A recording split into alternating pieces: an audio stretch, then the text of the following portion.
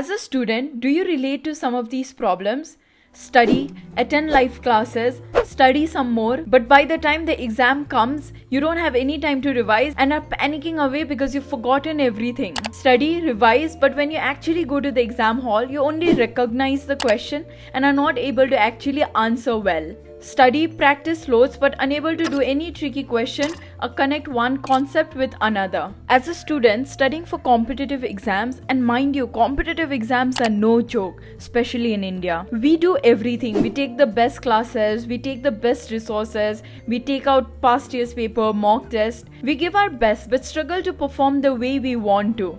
Sometimes it's not about how much you study, but how you study. So this video is for all the students out there. Lessons from behavioral science, cognitive psychology, neuroscience, a lot of podcasts and some books on how to study. Understand how the brain actually stores information. Studying gets easier, gets more fun, and thus exams gets easier. At a neuroscience level, learning and memory is basically the strengthening and creation of new synaptic connections in the brain. The famous saying goes, synapses that fire together wire together. And according to the synaptic plasticity, the connections between neurons strengthen or weaken over time in response to their increased or decreased activity. So to better facilitate the strengthening of neurons for learning, we can use a few science-packed study techniques. As you know, learning happens in 3 key stages: encoding, consolidation, and retrieval. Encoding is the first step in the learning process. Your brain is just getting used to the information, and whatever information you encoded is first stored in the short-term memory. Once information is encoded, it moves to the consolidation stage. This is where the brain stabilizes and strengthens the memory. Revision is super important because of the fact that brain takes time for consolidation. And finally, retrieval. This is the process of accessing information stored when you need it. So for each of these steps, I'll give you a few study techniques that will help your neurons stabilize and form strong connections over time. So let's see some techniques for enhancing encoding. Encoding is all about getting information into your brain in a way that makes it stick. So revision gets easier and easier. Here are some powerful techniques that you can use to improve encoding. One is understand and relate. Remembering something is tough if you don't understand. Basic, right? Instead of rote memorization, simply repeating something because it was there in past year's paper, you can remember but may fail over any tricky questions that come. So try to understand and then relate the new information to what you already know. This deeper level of processing helps embed the information more firmly in your memory. So try using analogies like this. For example, let's say you're learning about electric circuits, so you try to connect it with water flowing through pipes to understand it better. Voltage could be like the water pressure, resistance could be like a narrow section of the pipe that restricts water flow, and capacitor is like the water tank storing water. Creating these analogies and visualizing it helps you understand better and remember better. So revision gets super easy. Next, chunking. So chunking is basically breaking down information into smaller manageable chunks.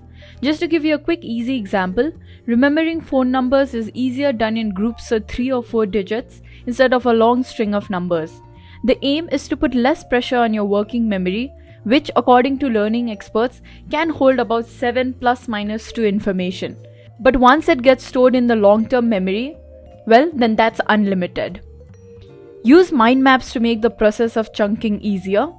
For example, when studying about inflation, you can break down the concepts and make it easier for you to visualize.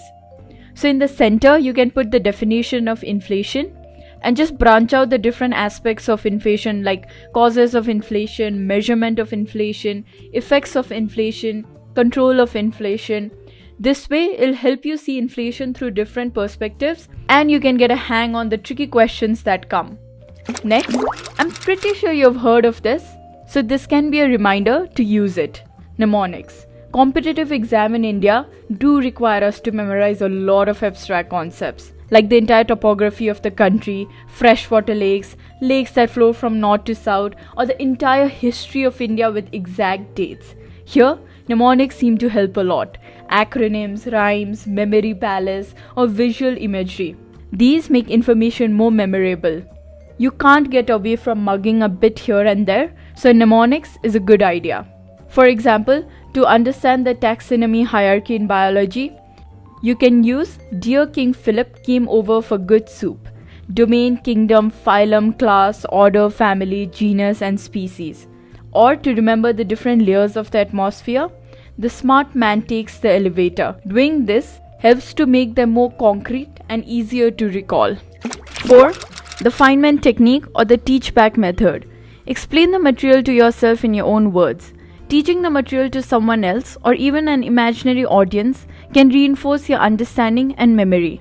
Sometimes I like to imagine that I have to do a TEDx talk of whatever I'm studying. This forces me to do quality work, understand well, and also avoid procrastination. And if you don't understand something, using the same principle helps. Ask ChatGPT to explain this to a 5-year-old or ask it to help you in terms of analogies. There are a few prompts that I've added in the description below. You can check it out. Once you've understood and encoded the information, it's still in your short-term memory. It's kind of like a broken trodden road. You need to now create a clear-cut highway for ease of retrieval. Let's see what study techniques help in that. Techniques for enhancing consolidation. Consolidating what you've learned over simply cramming will help you tackle tricky questions and avoid forgetting during exams. Here are techniques to help you with this process. Spaced revision. Instead of cramming, spread your study sessions over time. Most competitive exams in India need at least a year of proper preparation or sometimes even more. So, spaced revision is perfect for that. You know revision is important, but why spaced revision and what is it? Well, contrary to popular opinion, forgetting is not random and follows a predictable trajectory. And spaced revision is a learning technique that helps you build on this exact forgetting trajectory by helping you revise topics at spaced intervals.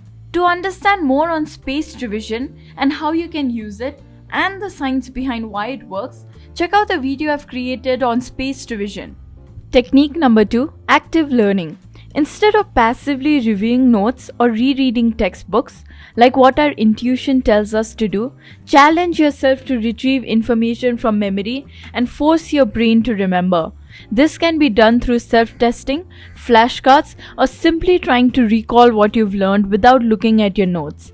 The harder you try to remember, especially after a little forgetting has set in, using the spaced repetition technique, the stronger the neural paths are forming. Technique 3 that helps in consolidation is sleep, and this is super duper important. During the deep stages of sleep, particularly the slow wave sleep, the brain consolidates declarative memories.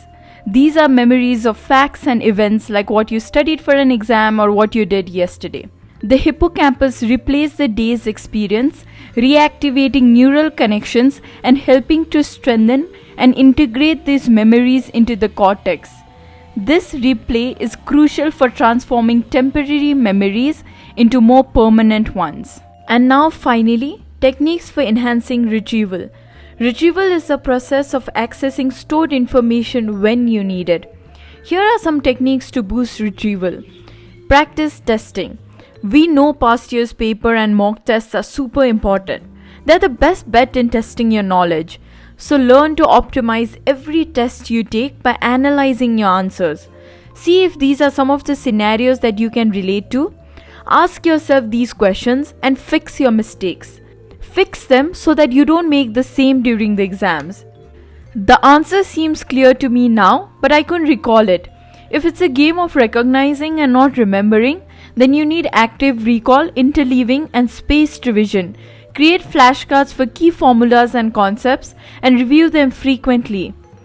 The question tested a particular concept and I have studied that concept, but I couldn't see how it related to that concept. Interleaving and mind map. Go through your notes and see how you missed it. I made a stupid mistake. Happens to the best of us. Be aware of your cognitive biases. Tell yourself, did I rush too much? I must have recognized a similar question and jumped to the conclusion. And so on. I have added a list of other scenarios that you may come across and how you can fix it. You can download it from the description below. Interleave practice. Mix up different topics or subjects during your study sessions. You want to be able to replicate what an exam feels like, even when revising. So switch between related subjects. You can ask yourself questions like 1905 was the partition of Bengal, but what else happened? What about at the world history level? This method can improve your ability to distinguish between concepts and enhance your long-term retention. Even studying in different environments help in creating varied cues for memory retrieval. For example, if you study both in a quiet room and in a library, you'll have multiple contexts to trigger your memory. Study groups.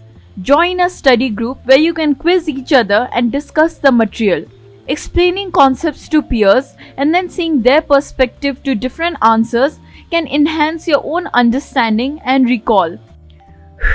That was a lot. I'm guessing some of these techniques you might already been using it, but some might be new for you. Moving from traditional study techniques to scientific study techniques do require a lot of time and a change in habit. But going that extra mile will determine your place in a super competitive environment where you need to learn deeply and answer as quick as possible. So, to quickly summarize, encoding, only if you understand well, you can revise easier. Consolidation, your brain takes time to consolidate whatever you've learned. Retrieval, to make exams easy, past years, analyze and interleave. If you want to use 3 of the study techniques mentioned in the video, active recall, spaced repetition and interleaving, then you can go to the platform of spacerevision.com. You can sign in or register. Since I've already signed in, I'm gonna log in now. You can create your own course and get started with your own deck of flashcards. Or you can go to community course. You can scroll down and choose any of the course that might be helpful for your exam. Or if you want any course that needs to be added in our course list, then do put it in the comments below.